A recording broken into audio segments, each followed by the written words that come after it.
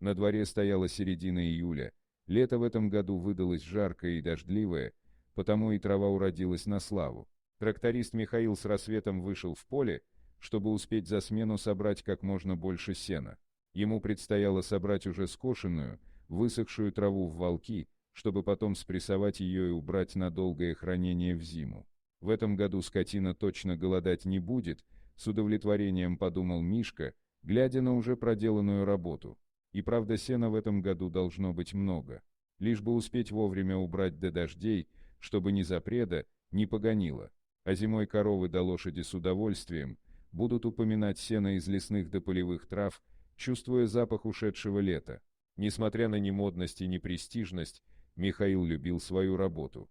Пускай он часто бывает перепачканным машинным маслом, а руки его от работы стали черствыми и шершавыми, зато он мог создавать что-то этими руками, а не просто перекладывать бумажки с места на место в каком-нибудь офисе, делать вид, что его работа крайне важна.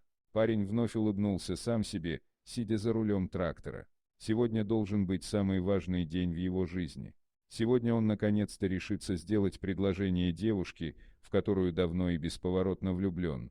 «Надя», — с каким-то внутренним наслаждением произнес парень ее имя, и перед его глазами проплыло лицо девушки с очаровательной улыбкой.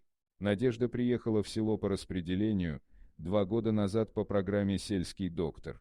Показав себя сразу же ответственным и отзывчивым специалистом, она заслужила у местных признания и уважения. И пускай по первости ей было тяжело самостоятельно разбираться во всех болячках и жалобах, обращающихся к ней, но девушка не отступала, постепенно набираясь опыта и уверенности в своих силах. Михаил вспомнил их первую встречу, и по лицу растеклась улыбка. Надя тогда только осваивалась в их селе и спросила у него, как пройти в сельмаг. А он, занятый починкой своего железного коня, что-то буркнул ей в ответ. Но, повернувшись к ней, тут же растаял на него смотрела девушка с косичками, с букетом полевых цветов в руках, а на глазах ее, кажется, заблестели слезы от его грубого ответа. Михаил тогда сразу кинулся извиняться и утешать ее, а потом и вовсе отвез свою новую знакомую в магазин на тракторе. Теперь девушка уже только смеялась, отвечая на шутки и ухаживания парня. Эх, уже года 2 прошло, подумал Мишка и жал руль своего трактора, выезжая на новую делянку. И чего я ждал? Уже давно мог предложение сделать. Правильно мамка говорит нерешительный я, мямля. Но ничего, сегодня мне ничего не помешает, сегодня обязательно сделаю, твердо пообещал он сам себе. Заехав на новый участок, Михаил оказался в окружении деревьев. Это была большая лесная полянка, где уже не первый год люди заготавливали сено. Травы здесь были особенно сочными и запашистыми, и не мудрено, ведь тут было царство леса и дикой природы. Вокруг трещали неутомимые кузнечики и летали стрекозы, то тут, то там слышался перестук дятлов, убивающих свои ритмы на стволах деревьев. Даже увидеть рыжий бок лисицы или длинные уши зайца, торчащие из травы, тут было не в диковинку. Однако парень не замечал всей этой красы, привыкнув к ней с детства и считая все это чем-то обыденным и само собой разумеющимся. В мыслях он был совсем не здесь. Но вдруг, подцепив очередной клок будущего сена, он заметил лежащую в траве крупную собаку. Вот дуреха, чуть на вилы не отдел. Она лежит, хоть бы ей что, даже с места не сдвинулась. Возмутился парень такому беспечному поведению животного. Да и вообще, откуда она тут взялась?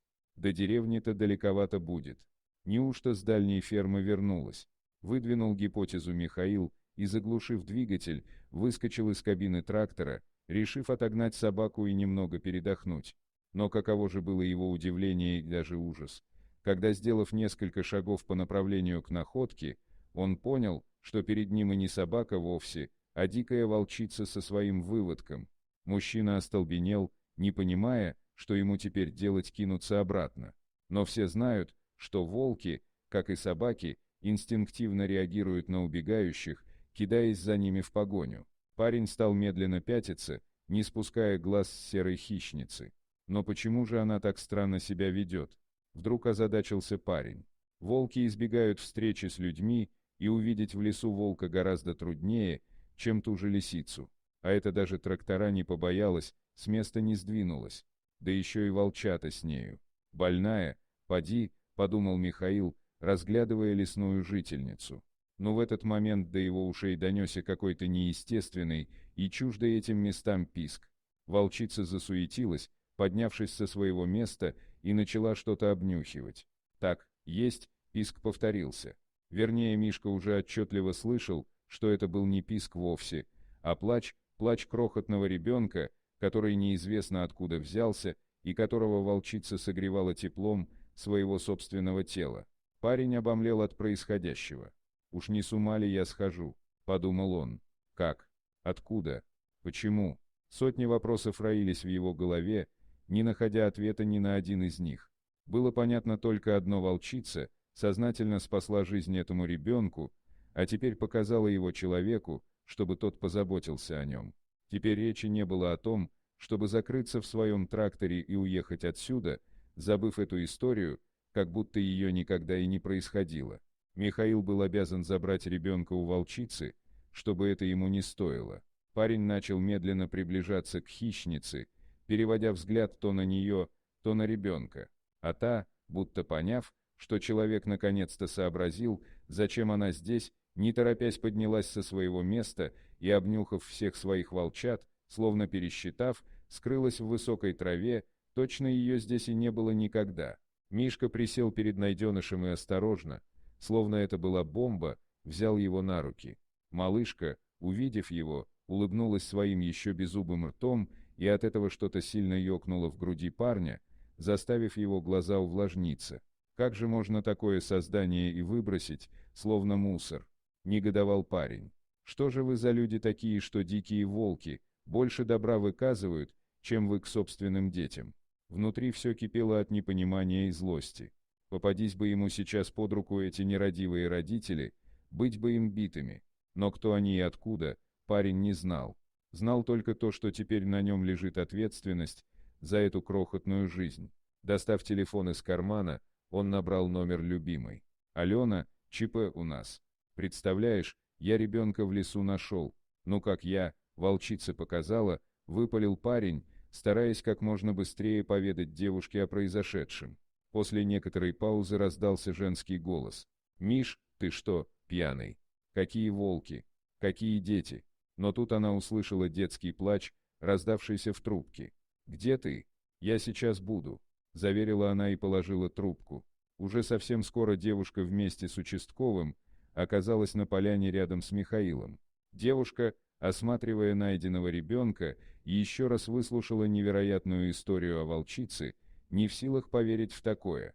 Участковый тоже, приподняв фуражку, растерянно почесал затылок, но следы, все еще оставшиеся на примятой траве, говорили в пользу версии Михаила. Да и не доверять его словам причин не было. Оформив все документы, участковый уехал, оставив малышку на попечение Нади. Михаил подсел к держащей на руках найденную девочку Наде. «Надь», — обратилась она к любимому, — «а давай ее себе заберем, если родители не найдутся. Я уже имя ей придумала, Даша». «Да», — взглянув на своего парня, сообщила Надя. «А давай». Вдруг согласился Мишка. «Только для этого нам кое-чего не хватает», — объявил он. «Да? И чего же?» — удивленно спросила девушка. Пошарив в кармане, Мишка вытащил небольшую коробочку. «А вот чего? Выходи за меня, Надь, тем более вон у нас уже и ребенок есть», — смущаясь и радостно сказал он. Девушка радостно улыбнулась и, погладив Мишку по щеке, нежно поцеловала. «Конечно, да. Я всегда мечтала о таком муже, как ты. Ура!»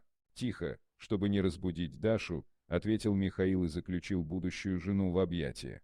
Уже 2 года прошло с тех пор, как Михаил нашел в лесу Дарью. Девочка уже вовсю бегала по дому, стараясь помогать маме, ухаживать за младшим братиком Тёмой, который появился на свет всего лишь год назад. Еще многого не умела, но старалась изо всех сил. А в отличие от взрослой Даши, многое прошло с тех пор. Но одно осталось неизменным: благодарность Наде и Михаила той серой волчицы, которая оказалась человечнее некоторых из называющих себя людьми. Дорогие друзья, если вам понравилось видео, поставьте лайк, а также подписывайтесь на канал, где найдете еще много интересного.